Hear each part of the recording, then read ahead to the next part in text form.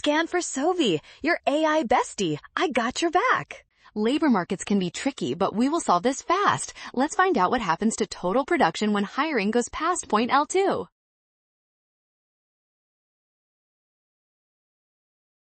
Look at the graph carefully because beyond labor level L2, the marginal product of labor actually becomes negative. This means each new worker is now reducing the total output produced. Since the marginal product represents the change in total product, a negative value forces the total product curve to slope downward. This confirms that hiring more labor is now counterproductive. Diminishing returns started at L1, so total product must decrease. Option E is correct.